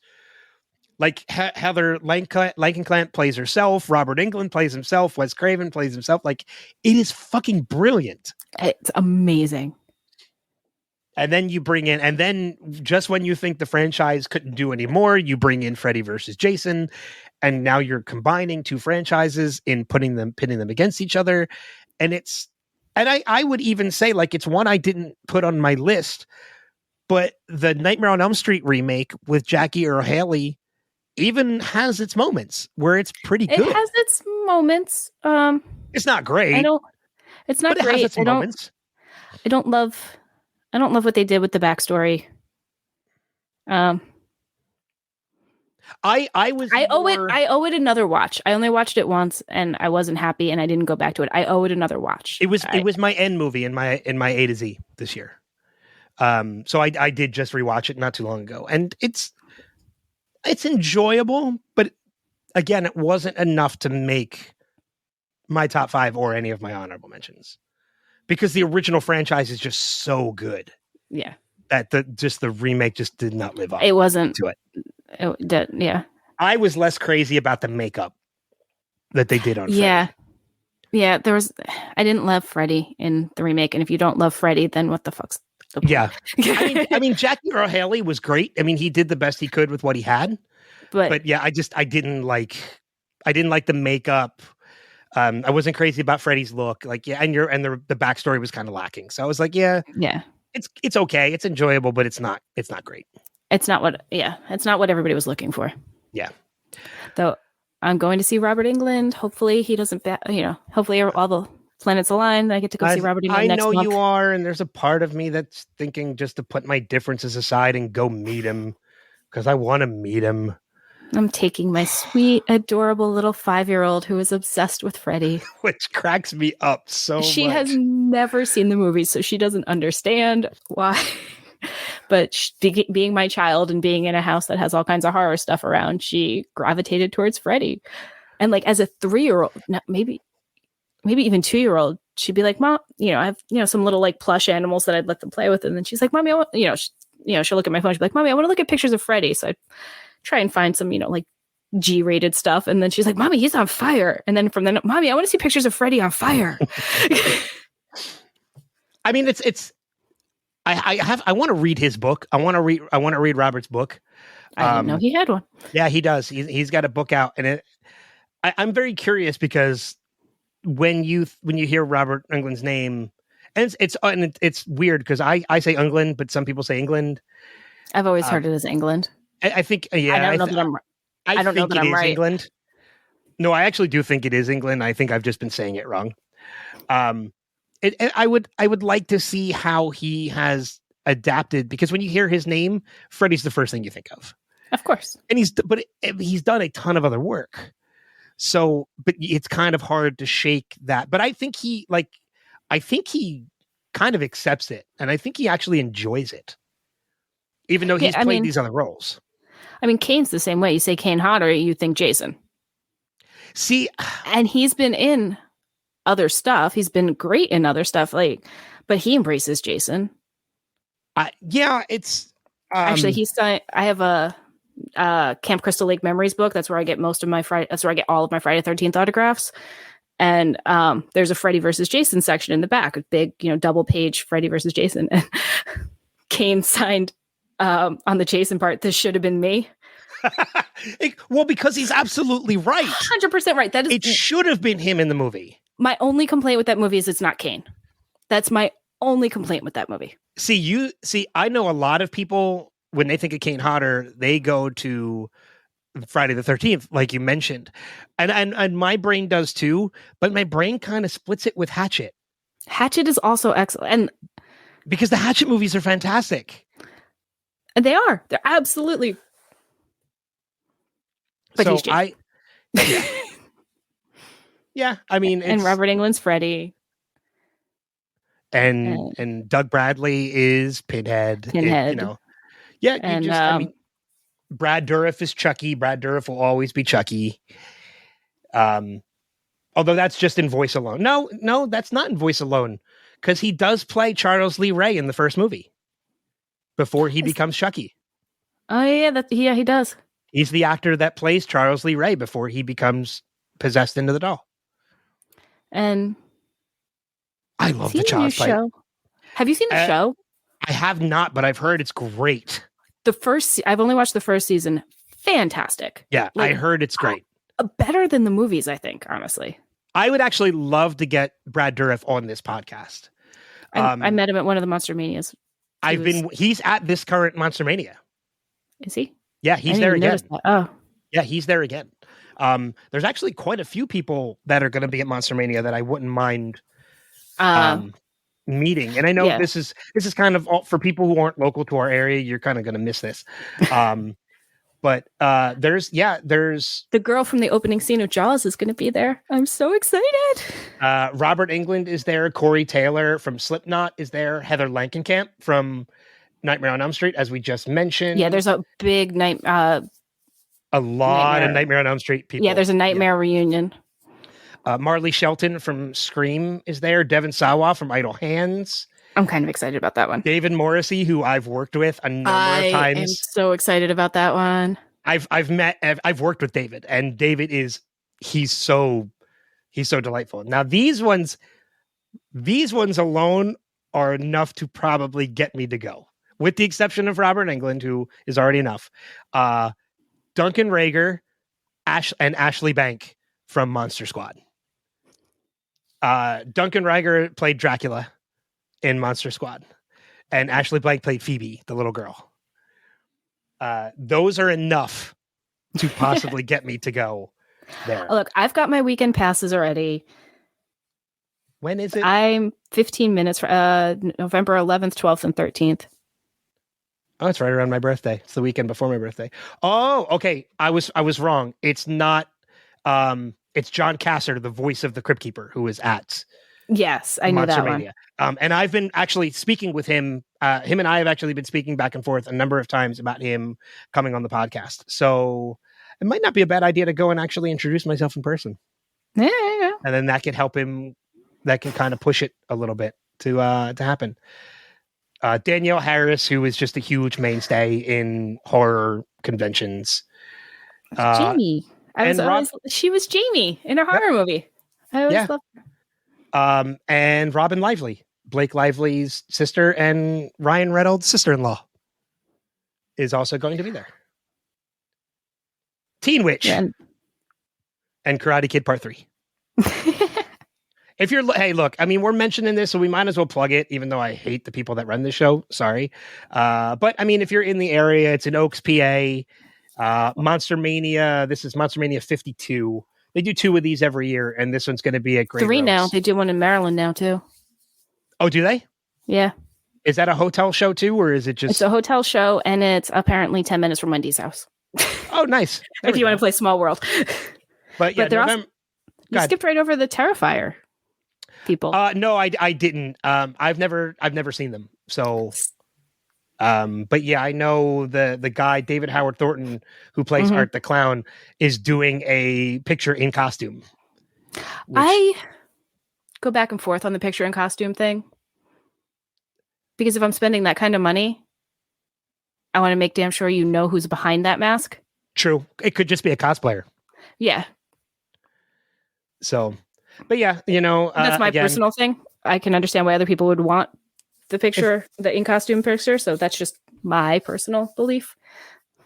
But yeah, if you're local to the area, Friday, Saturday, Sunday, November 11th through the 13th, Greater Philadelphia Expo Center in Oaks. Again, I hate plugging them, but it's a Halloween episode. Might as well. I mean, look, I may not like the guys that run the show, but the guests deserve the attention. So there's a lot of great guests that are going to be there. So if you get the opportunity to go and see them, go and see them. And my son is going to go to his very first con. There you go. And you're going to drag Tony to not drag him. He's going willingly now. Oh, yeah. This will be like his second one, right? Or third? Third. That's right. He went to the one at Oaks last year. No, he didn't go to Oaks. He did the 2 in Cherry Hill because he lived 10 minutes from the Cherry Hill one. Yep. So it was convenient. And it was Dexter was his favorite show. So dragging him to his first con, that was a good intro into con life. Yeah, because they had a lot of Michael C. Hall and Jennifer Carpenter. A lot of those Dexter people were there at the last show. Yeah. I may not be crazy about the con itself, but the guests are great. Right. There is all the autographed Dexter stuff. You can kind of see some blood splatter behind me. It's tough to see on here. Underneath the Death Star. That is a Death Star. That's what I thought that was. Sorry, guys. If you're listening, you're missing out. You got to check out the video on YouTube. I see the Death Star. Underneath the Death Star is a signed picture of Michael C. Hall, and then Tony had these awesome coasters that were blood splatter. They looked like the slides. Yep. And he got those all signed. So I would have gone for that too, especially considering that was Michael C. Hall's first con. Yeah. So he was I was like, hey, it's your first con. How's it going? What do you think? He's like, I was so worried nobody was going to show up. I don't know why he would have thought that. Hey, you know what? If you're the kind of person with anxiety, you get it. Even if there's no reason behind it, you still worry about stuff. How much are tickets? Oh, damn it. I hate that I'm even considering this. But I mean, there's a lot of people. So here's a question for me, because again, I've only attended this con once, and it was as somebody who was promoting something. I've never been there as a guest. I've never been there as press because they don't allow it. Do you have to pay for autographs, or do you just wait in line? You have to pay for autographs. It's kind of like any other show where you usually pay at the table. You pay at the table. Yeah, you pay cash at the table. And then I think Corey Taylor and Robert Englund are not doing photos at their table. They're only doing their professional photo ops. Yeah. Yeah. But everybody else, it makes sense because they want to move the line through a little bit faster. Yeah. So they'll do scheduled photo ops. stinks for me because I got to get, I've got 2 things that I want to get autographed, and then I need a picture of him with my daughter. Like, that has to happen. So yeah, I have there's to pay for the photo op. That's Silent Night, Deadly Night. Never mind, not Black Christmas. I saw somebody. I know. If it was Black Christmas, I'd have been way more excited. Silent Night, Deadly Night has I watch it at Christmas time, but there you go. So it's not. Black Christmas is better. Black Christmas is definitely better. Like I said, I would go alone just to kind of talk to John Kasser because I really want to get him on the podcast. I want to make it happen because I love Tales from the Crypt. So to get to have a conversation with the Crypt Keeper would just be fantastic. And to meet Robert Englund is also, I was supposed to work with him in March, and then he pulled out of the show that I was running, and it never happened. So just to get to meet him would be fantastic. And hang out with me. That's true. Hang out with you and Tony, which we need to do. And the children. The children are actually coming this time. And the children. But let's get ready to wrap this up. Anything you want to plug as far as podcasts that you're working on, podcasts that you're listening to, or just stuff that you're a fan of, any movies that you like? This is your couple minutes to plug what you want to plug. I just did, if you want to listen to bad 80s horror movie coverage, you did this. watch it in the 80s with our friend Damien, which I think he's releasing on Halloween or maybe it's Friday before Halloween, but it'll be out by the time you're listening to this. Halloween Part 3, Season of the Witch, the movie that doesn't go along with any of the others because it was supposed to be an anthology series. Yes. And people got disappointed. There was no Michael Myers, so they went back to Michael Myers in Halloween 4. Right. We already mentioned Sandman Cast, which watched the show. They better make a season 2. Look, Sandman is amazing. If they can do a season 2 of Good Omens, they can do a season 2 of Sandman. Exactly. And Neil Gaiman has said if Netflix doesn't pick it up, he's allowed to take it elsewhere. In my opinion, because of his relationship with Amazon, it'll go to Amazon and it'll be made and it'll be fine. Yeah, and Good Omens, likely. Yeah. And then if it ever comes back, Mark and I are going to cover season 2 of Invincible. I think it's coming back. They said that, but it was supposed to come back this year and it didn't. It was supposed to be back this summer and it didn't. Well, I think Amazon got it a little delayed in some of the stuff that they were putting up because I think even Wheel of Time, I think got pushed back a little bit too because that's me, Wendy, and Greg. We cover Wheel of Time for Podcastica, and I don't even think that's premiering. I don't even think season 2 is premiering this year. I could be wrong about that. It's probably something we should know, considering we podcast on it. That's all the stuff I'm on. But if you want to listen to a good, sometimes I like the real life scary stuff. Whether you believe it or not, I find it at least fun to listen to. There's a podcast called Spooked. Okay. It's real life horror or real life scary stories. The first season was all American. Now they're kind of going worldwide with the scary stories. It's real life scary stories, not just real life. Okay. Yeah, like there's one of the stories that sticks with me is like a guy fighting in Iraq, and like ghosts that come into like this house that they're hiding in.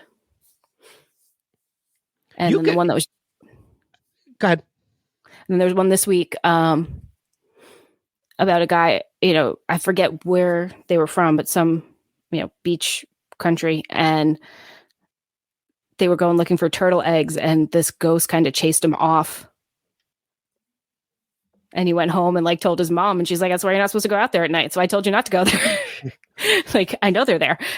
Have you see, this is something I would like to put together because this is something I've been wanting to do again for a while, and I just haven't had the opportunity to do it. But now maybe I kind of got a little bit of a fire, especially if it's something you would be interested in doing. Have you ever done an actual paranormal investigation? Half-assed ones, not real. Okay, I've done actual paranormal. I used to be part of a group that did them, and I haven't done it in over a decade. I would love, because they've kind of fallen off as far as popularity. Like, they still happen, but they're not as mainstream as they were for a while. Like we had Ghost Hunters and all these shows that were focusing on it, and it made them really mainstream. And now, like they're not as mainstream, but they still happen. Like there are still groups out there that still do them. My 90-some-odd-year-old grandmother used to watch Ghost Hunters because when they went to Italy, she watched it with my cousin, and she's like, Jayme, I heard the ghost talking in Italian. How can I not believe now? I remember doing this one. We were doing this one house that it was 4 floors. 4th floor was the attic, and we had an odd number of people that were there, but we had enough to do 2 people per floor. We had 7 people, so we had 2 people per floor, and one person had to be by themselves. Even though you're technically not supposed to in a paranormal investigation, you're always supposed to have at least one person with you when you walk around, just in case something happens. Not even something paranormal, like just anything happens, there's always somebody there to be your backup. And I remember, like, we went against protocol, and it was like, okay, we're going to do 2 people per floor. One person's got to be by themselves, or they're just going to sit and we'll do another floor. And I was so amped. I was like, I'll take the attic. And everybody was like, you can have it. I was like, yep, I'll take it. It's mine. And I went up there and I sat on the floor with a EMP and voice recorder, or EMF and a voice recorder. I sat up there for like 3 hours, and I just found I was sitting in the dark for like 3 hours just talking, because that's what you're supposed to do to get them to reply. And you don't always hear them reply. That's what the recordings are for. And every once in a while they would come up and check on me. They would just come to the bottom of the stairs and yell up. They're like, you all right? And I'm like, yeah, good. And that was it for like another hour. And then I would just sit there, and I was loving it. I was loving every second of it. There's ghost dogs in my house, according to Alice. Your house cannot not be haunted. Right? You live next to a cemetery. Yes. Like it's what made I remember when we did the Game of Thrones finale party at your house, and we had the screen outside. Like, we had a cemetery behind the screen, and we had a storm moving in with lightning, but no rain. It was awesome. It was like the perfect environment for an outdoor viewing. Like, it couldn't have been any better. It was like a chilly, overcast night. There was lightning happening, but no rain and no thunder. And there was a cemetery behind the screen. It was perfect. It was awesome. It was so cool. Anything else? Alice says there's ghost dogs. There has to be. Yeah. I can't see your house not being haunted. The kids definitely will look, or like Alice used to say hi to doggies, and we didn't have any doggies in the house. And then Malcolm, there was a certain spot where when he was little, he has stopped it now, but he would always wave and go, hi. I'm like, oh God. I think my apartment, I think my apartment's haunted. I had a glass lid to a pot that was on top of my refrigerator fly off and shatter. And I have electronics randomly turn on. And I've had my plugs checked for like surges and things like that. The TV in my kitchen turns on randomly by itself. And then I'm not using them right now, but right here in my studio area, for those of you watching the video on YouTube, I have 2 lights in front of me that are not on right now. They're actually switched off, because if I turn them off with the remote, whatever lives in my apartment with me will randomly turn them on. Alice's room light. And not just turn them on to full brightness. Like I will have them on, and if they're already on, they will pick one and just force it to full bright. So like there were times I would be sitting here recording or streaming on Twitch with these lights on in front of me. Like I said, they're not on right now. And all of a sudden, one of them would just go full bright and almost blind me. Alice's room, the light, not often, but every so often just goes all the way out. Now, I do have smart switches, so you can chalk it up to that, but I have smart switches in all the rooms, and that's the only room it happens in. Yeah. And I don't have smart switches. Yeah, and her room, like I always turn the light really, really, really low before, when I'm putting her to sleep. And when it kicks on full blast. And again, smart switches are on all of the rooms, and that's the only room that it kicks on, at 2 or 3 o'clock in the morning sometimes. I've just gotten to the point where I'm like, look, you're not benevolent, or I mean, you're benevolent. You're not aggressive. Yeah. So we're cool. Like Yeah. I'm fine living with you as long as you're not violent. Like I said, Alice says there's doggies in her room. So as long as they're benevolent, they seem to be fine. Yep. Nobody's gotten hurt. Exactly. I'm fine. Real with or it. not, I'm fine with it. Yep. And I've had people like ask me like, well, how could your apartment be haunted? Like, it's not like there was no violence or anything that happened. I'm like, well, like, look, one of the things you realize and one of these things that you learn when you do paranormal investigations is that shit can follow you home. Like it can attach itself to you and follow you home. Like you're wherever you live. This is a whole nother podcast. And I promise we're going to wrap this up. All of you listening. We're like, it can attach whatever entity is there. Your home does not have to have had any kind of violent activity. It doesn't have to be built on a cemetery or be next to a cemetery or whatever. Like entities can attach themselves to you and follow you.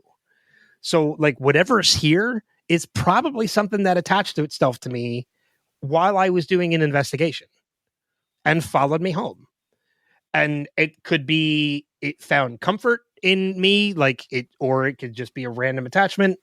It could be whatever, but whatever it is, if there's something here, it's benevolent, it's not violent. Therefore, I'm not concerned.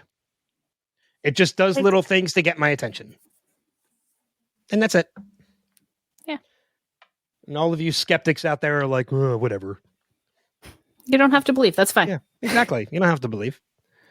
I'll go back to taking more THC edibles, which you could probably pin that on. I don't even know why I said that. That was so random. So anyway, any other things you want to plug before we get out of here? I think I plugged everything that I'm a part of.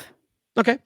So then as for me and this podcast, if you're not already, please subscribe to the podcast. And the easiest way to do that is to just visit, and we put it up on the screen, visit wilhelmpodcast.com, which is where you can go to find the links to wherever the podcast can be, or you can just go on wherever it is you find podcasts and search for Wilhelm. It is the only podcast of its name, so it's very easy to find, and that is intentional. Also, follow me on social media, Facebook.com/The Wilhelm Podcast, or on Instagram and Twitter at Wilhelm Podcast. Once you also be sure to leave a review.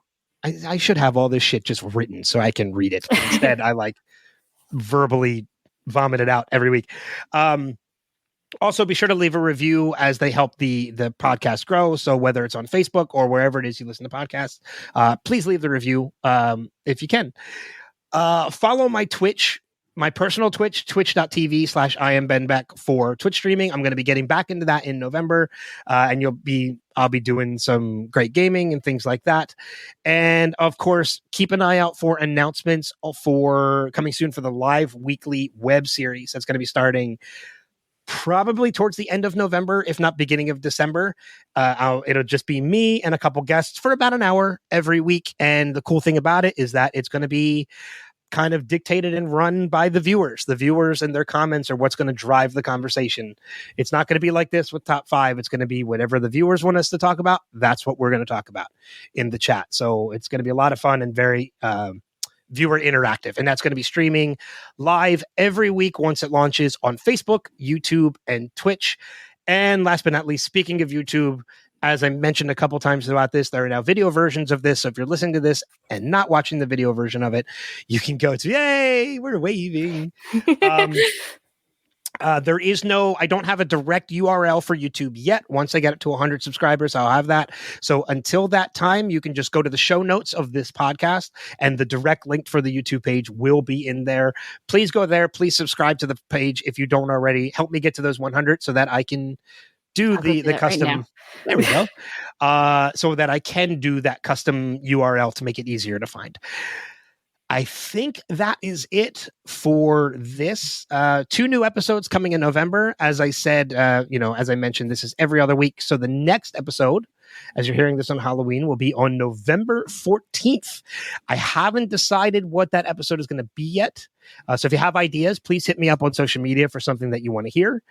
And I think that is it. Any final notes from your end? Watch horror movies. There we go. Yeah. I mean, it's Halloween already by the time you're listening, but that doesn't mean, look, you can watch horror movies all year long. All year long. And Black Christmas.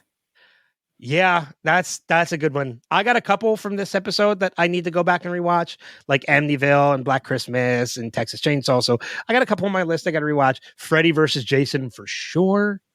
Just because I love that movie. I got to see if Tony's seen that movie. Show it to him anyway. Well, yeah.